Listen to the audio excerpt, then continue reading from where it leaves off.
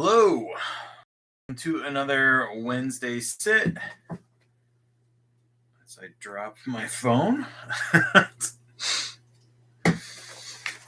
My name is Andrew. I'm a certified mindfulness meditation coach. I've been meditating for 14 something years. Been a coach now for around 4. And lots of you who are over in chat will know me from the Do Nothing Project as a moderator and sometimes guest host.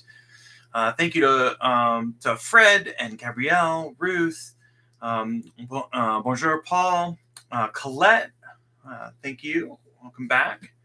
And yeah, it's good to see folks. And Jennifer, welcome as well. Happy Wednesday. Yeah, so I think last time I mentioned I'm building a mailing list, and so I'll send out emails as a reminder before. But if you subscribe and click the bell, you'll get notifications when I go live. But if you subscribe to the channel too, that's super helpful. If you want to join that mailing reminder list, I throw in a few extra things here and there, like some of the hello Susan. Yes, and click thumbs up. That's a very good point. And welcome, Deb. But if you want I do some extra stuff where I'll share some of the videos that I've worked on, but I haven't made public yet. I shared an interview that a friend of ours did about me and is unlisted at the moment. So if you send a message to andrew.leonards@gmail.com, I'll add you to the list. And then at the bottom of those emails now, I'm pointing out if you want to be removed from that list, then you can reply. So yeah, it's Wednesday. I did. So thank you for the reminder, Paul. So I have been part of a course or a training course through the Open Heart Project and Susan Piver. It's called Buddhist Immersion Meditation Teacher Training.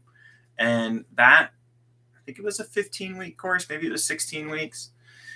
That completed on Saturday. I guess I don't know why I'm pointing at Saturday, but I guess to me, Saturday was there. And I think I passed. So I answered a question about how much and how long you should meditate, and I gave what would be pretty, I think, normal sort of standard meditation that you should do like daily-ish and not try to sit for too long too soon, or frequency over duration is another way to say that. So the question, I think, was pretty much in my wheelhouse, and I think I gave a sufficient answer, but all of the tabulation of things that I had to submit and such along the way. So I think everything's okay. But yeah, so that is, I'm hoping to hear about that probably next week. So that's that. And thank you for the reminder, Paul. Thank you, Ruth. Yeah, I shared with some folks, I think Susan was one of them, that I was kind of laughing about the fact that I was stressing out about a meditation teacher training thing, which is kind of funny. That so I think I was able to be as concerned as I should be without being like beyond crazy concerned like I normally would be. So happy for that. It was a cool and interesting experience. In those courses, there was about 40 of us, 38, 40, somewhere in that range. And then I made some new connections with friends that, or people that are friends that I consider friends now, after the 15, 16 weeks, through the fact they pair you up with different people. So there's like kind of small groups within that 38 or 40 folks. So yeah. I'm forgetting. Oh, next week. So I probably won't be able to broadcast next week, and partly is because I can only do live streams from my like full-on laptop computer that's down here. You have to have a certain amount of subscribers to broadcast from mobile devices, And my girlfriend and I are going to be up in northern Arizona next week. Let's see. Saturday is Canada Day, so happy Canada Day to my Canadian folks. So I want to mention that first, and then of course 4th of July, uh, well named on the 4th of July. And we're going to be up north in northern Arizona near Grand Canyon, and I won't be able to broadcast from there. So next week will be a skip, and then the week after that, I'm going to be in Boston, and so I'll have to look at the agenda. I'm going to be in Boston for work, but I'll have to look at the agenda. There's a chance I can do a live stream for the week after that, which I think is the 12th. May not be wrong, but so worst in the world. Oh, for air quality. Yeah, definitely thinking of folks all throughout the central provinces and such. I was just up in Minnesota, and for the most part, while I was there, the smoke that hasn't come as far down as it had been, but the wildfire season is definitely upon us, and not a particularly great way. So, but yes, so Canada Day is on. For folks that don't know, Canada Day is on July 1st. So it comes before because it's cool. All right, so what are we doing today? We're doing very little. So the format that we've been doing for these more than maybe meditations has been a little bit of something, and then we end with nothing. And the notion there is the comparisons or that contrast can be helpful for us to have some amount of guidance, and then to see what it's like to pull that guidance out, or to see what effort is there for applying a technique, and then taking that away, what's it like. And so there's some people will ask, and so like a warrior circle question that I would find very challenging might be, why should I do nothing? Something along those lines. And one aspect, I should ask Jeff this because I'm kind of curious what his answer would be, but one aspect of it is doing nothing, sitting and practicing doing nothing is a way for you to practice not meddling with your own experience. And I think that that's probably where Jeff would land, and partly because the emphasis on equanimity. And equanimity is this notion of not being like a passive person who lets people walk all over them, or like being a doormat or anything like that. It's equanimity is the ability for you not to push or pull on your experience. So by all means, push and pull on the outside world, not saying don't do things in the outside world, for standing up for yourself or being able to do things that assert what your beliefs are, what your values are. But equanimity is not trying to fight internally with what's going on in your experience. And so to me, do nothing is this like sort of excellent way, although it takes a long time. It's this excellent way of being able to hone the skill of equanimity. So folks will know that Jeff has this notion of the 4 skills, and it's concentration, sensory clarity, equanimity, and care. Jeff includes a 4th skill, care. The unified mindfulness, which I'm trained in, we have the 3 that we'll say CC&E. So that's concentration, clarity, and equanimity. So Jeff adds a 4th skill, which is a 3rd C, which is care. So we'll play around a little bit with what's enough technique to support us in the sit. We'll sit for 25 minutes, and then we'll take that away. And what's it like when we take it away? What's it, kind of like when we're sort of allowing ourselves to, our mind to romp wherever it wants in the pasture.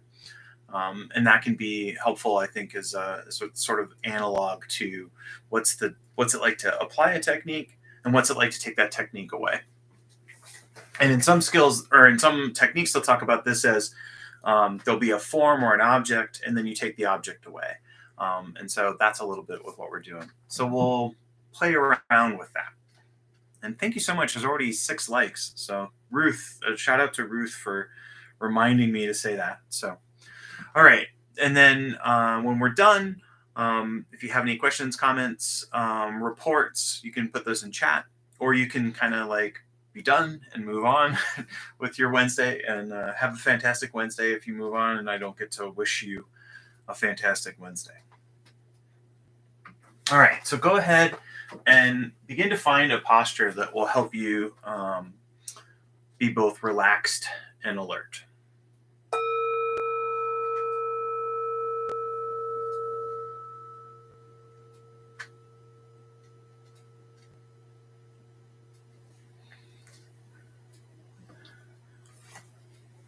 And just taking your seat where you are, establishing the posture.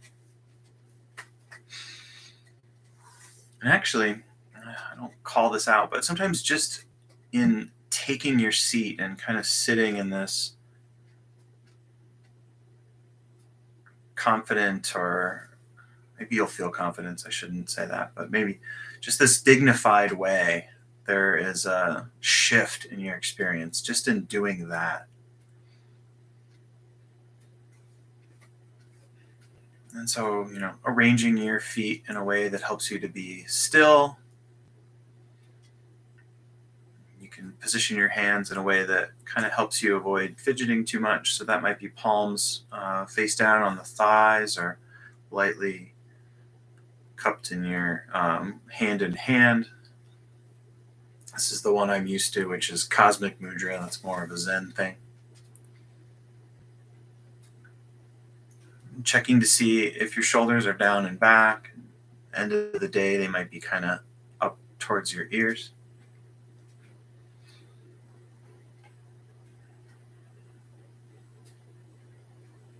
And as you establish the posture, you may kind of get a sense of what it's like to switch from the doing mode of the day into the being mode of just sitting here.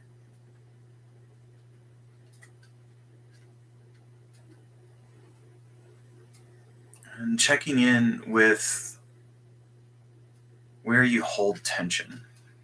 And you'll know where that is better than I will, but I'll just offer some spots that you might check. So maybe in the shoulders. Again,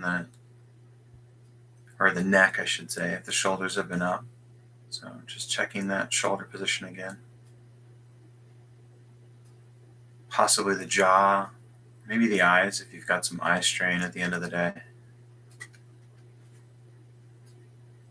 So just in bringing our attention to that area, sometimes it'll release. And if it doesn't, it's our first chance to bring forth some allowing, just allowing the tension to be there. And that's an example of our equanimity skill. So we're not trying to change the tension or any of that.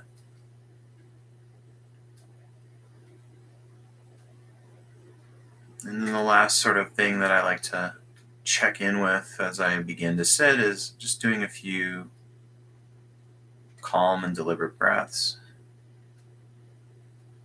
And my reminder here is that slow and low is the tempo I'm looking for. So, stealing from the Beastie Boys, but can I breathe in slow through the nose?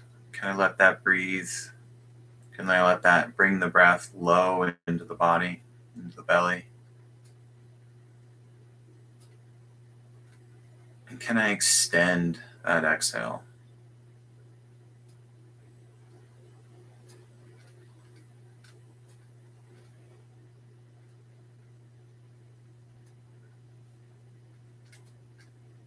And extending that exhale can help give ourselves a shift, a physiological clue that it's okay to move into a rest and relaxation state.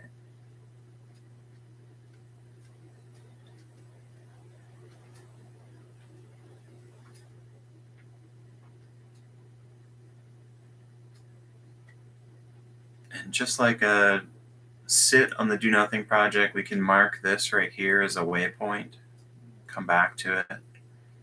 So if my guidance gets you confused or you feel like you've wandered off, you can come back to just this light awareness of the fact that you're sitting or standing,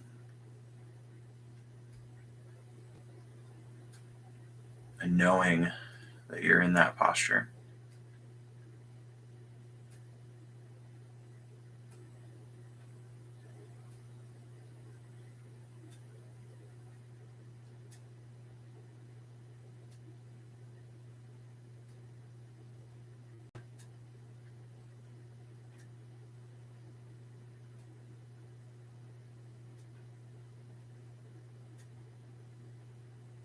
And just to highlight that you're in the driver's seat. So if you need a few extra breaths here, go ahead and take those just to settle in a little more to the posture.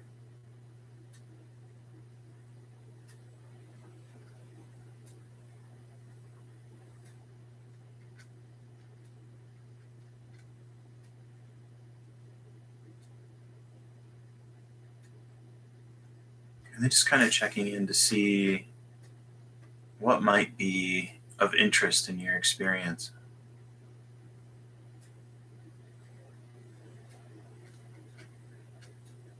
So maybe there's a sound, a consistent sound.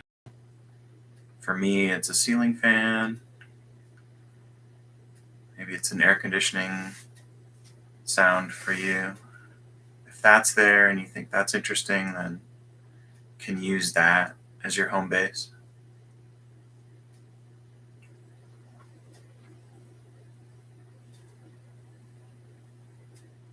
Or maybe you're feeling rooted, supported by the chair underneath you or the cushion.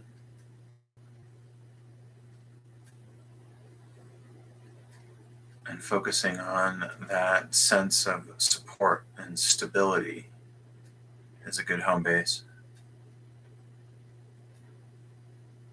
And finally, the breath. It's not for everyone, but if it's your jam, definitely consider using the breath as your home base.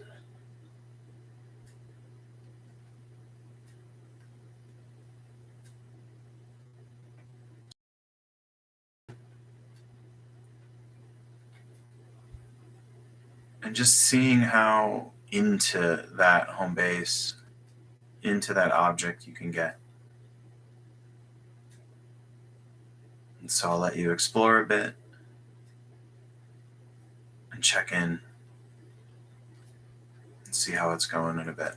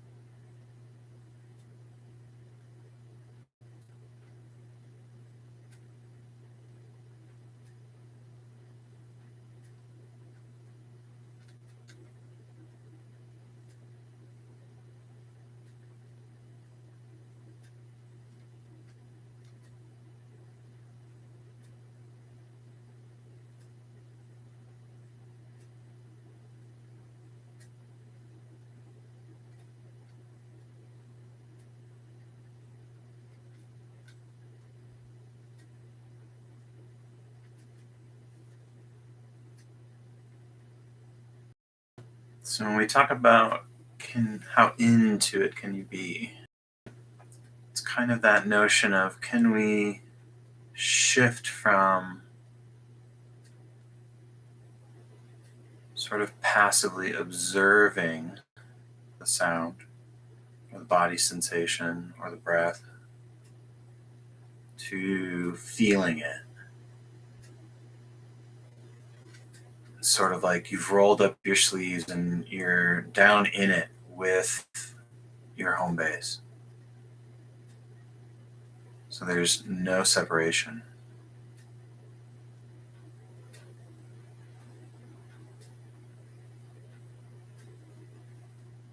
And it's a bit counterintuitive, but sometimes we pick an object that's a little bit slippery almost. Like the breath can be hard to focus. We focus for so long and then we drift.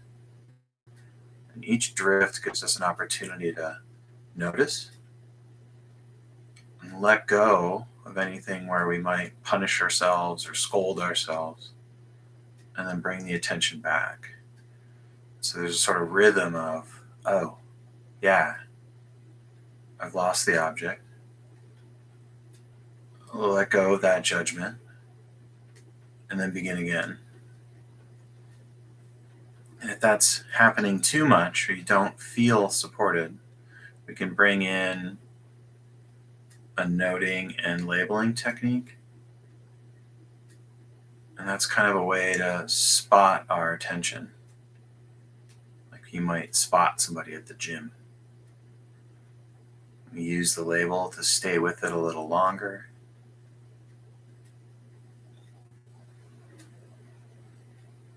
And so for sounds, we might use hear, Hear. For body, we might say feel. For the breath, we might use in and out.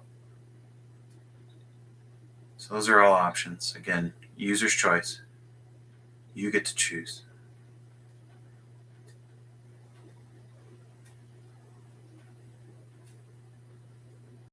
All right, so keep going.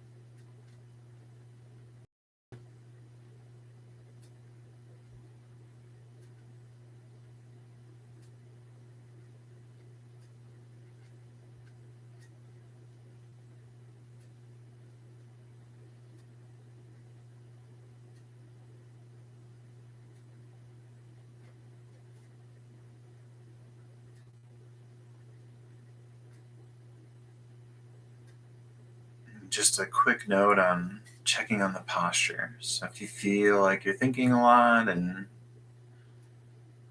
you're not sure what's up with that, just check in and see. Are you upright but not uptight? So is the spine upright? Are the shoulders down and back? Just tune up the posture a bit.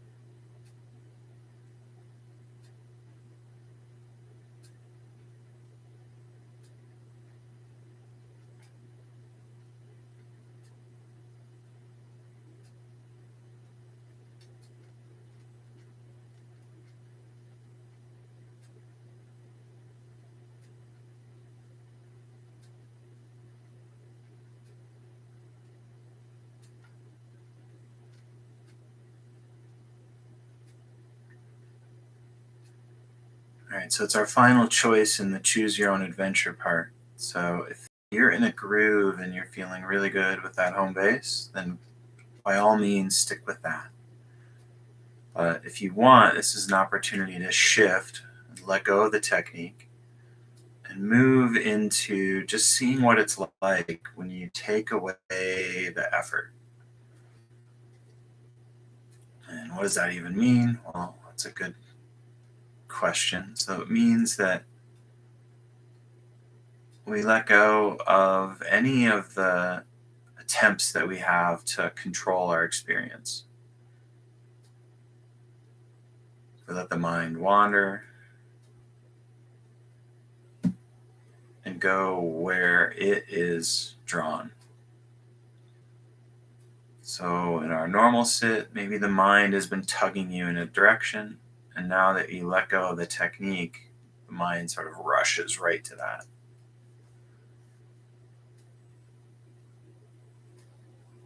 Or you might find that the mind decides that you're going to count breaths, which sometimes it does for me. And then notice how you'll come in and try to shift or shape what's going on. And then going, I'm trying to control or I'm trying to put a technique in. And then let go. So it's like this notion we've been picking up things and we get to put them down. We get to let go of whatever we've been holding. So for the remaining time, just do nothing.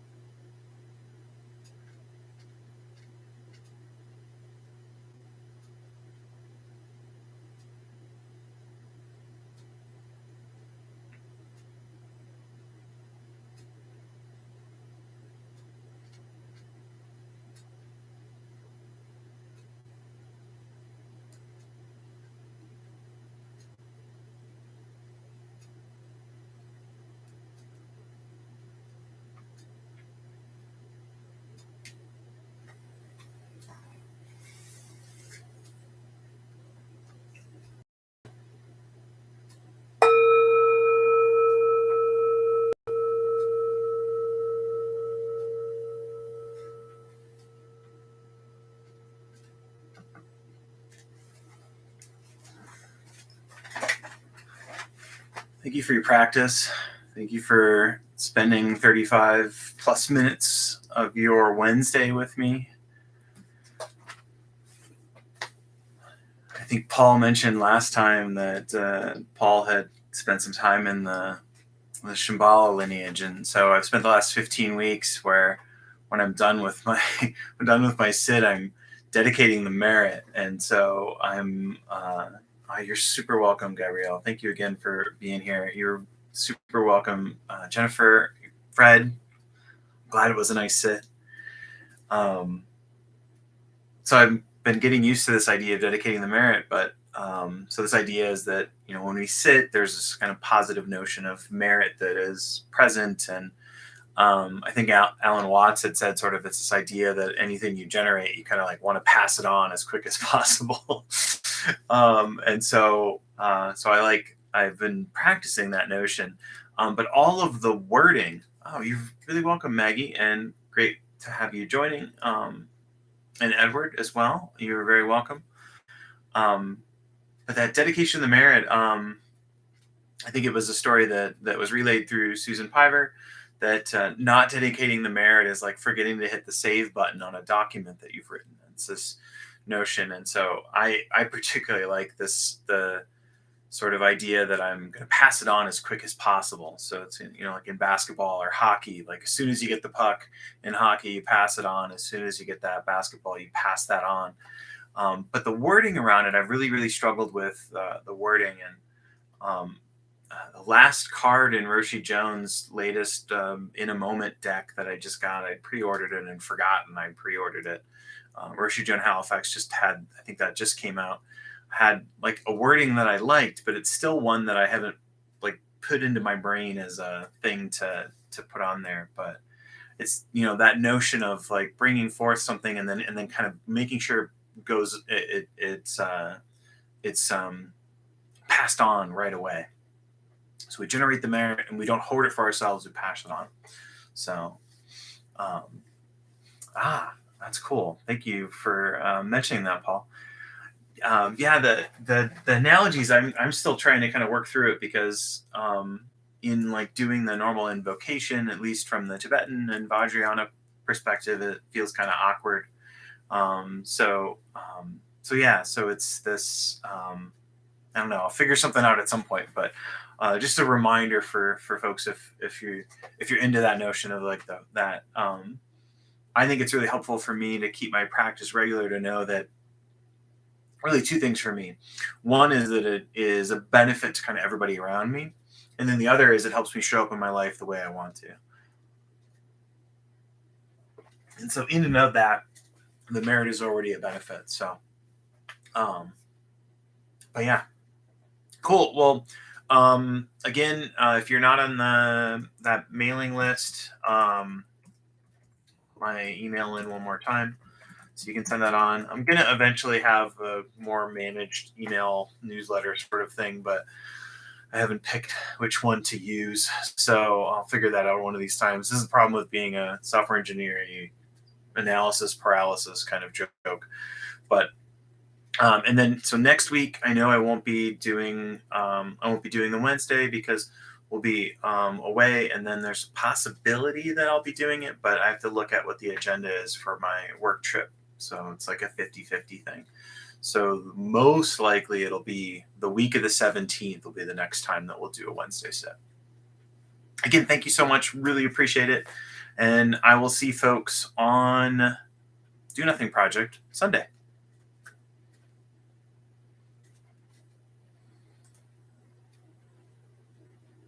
Oh, wow. Yeah, that's tough to. I like I said, in Minnesota, it was like not super noticeable. So, but again, not that it isn't today, and the way that the weather patterns shift. So anyway, I hope that the folks up north of the border can get that under control at some point here soon. All right, see you Sunday.